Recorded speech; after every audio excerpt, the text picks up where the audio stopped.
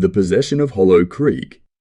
In the sleepy town of Hollow Creek, nestled deep within the countryside, stood an old Victorian house that had been abandoned for decades.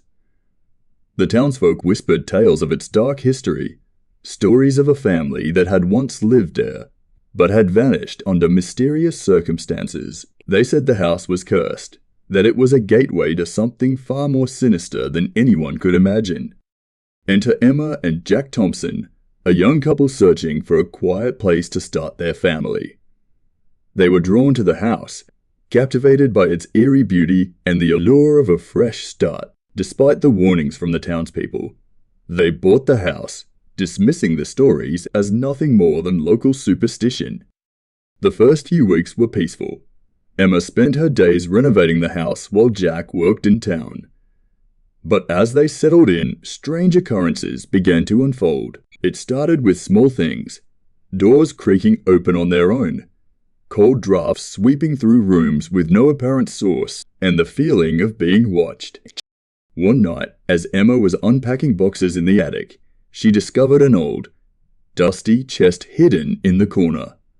Curiosity got the better of her, and she opened it to find a collection of strange, worn-out dolls, each one more grotesque than the last. At the bottom of the chest was a journal, the pages yellowed with age.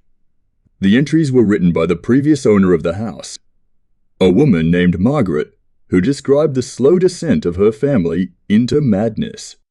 The journal detailed how Margaret's husband had become obsessed with the house, claiming he could hear voices speaking to him at night.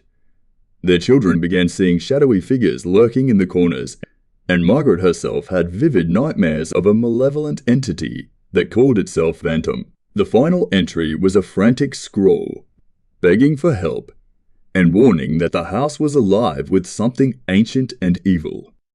That night, Emma's sleep was disturbed by a loud crash from downstairs. She found Jack standing in the living room, staring at a mirror that had shattered on its own.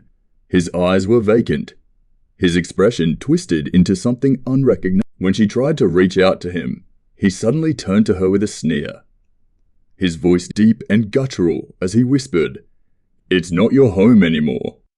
Terrified, Emma backed away, but Jack grabbed her arm with inhuman strength. "You should have left when you had the chance," he hissed, his face contorting in pain as if something was fighting for control within him. Emma broke free and ran to the attic, barricading herself inside. She could hear Jack. "No, it," banging on the door, laughing maniacally. Desperate, she remembered the journal and flipped to the back, where Margaret had scribbled a prayer. With trembling hands, Emma recited the words, her voice breaking as the banging grew louder. Suddenly, the house fell silent. The door to the attic creaked open, and Emma braced herself for the worst. But instead of Jack, she was greeted by an icy chill that swept through the room, extinguishing the candle she had lit. In the darkness, she saw it. A tall, gaunt figure cloaked in shadows, its eyes glowing a sickly yellow. "Leave now," it growled, its voice echoing in her mind, "or suffer the same fate as though." Emma fled the house, leaving everything behind. When she reached the edge of the property, she looked back to see Jack standing in the window, his face twisted in anguish. He mouthed the words, "Help me," before the shadowy figure appeared behind him, pulling him back into the darkness. The house was eventually condemned and left to rot, but the townsfolk knew better than to go near it. They say that on stormy nights, you can still hear Jack's screams echoing through the halls, a reminder of the evil that still lurks within the walls of Hollow Creek.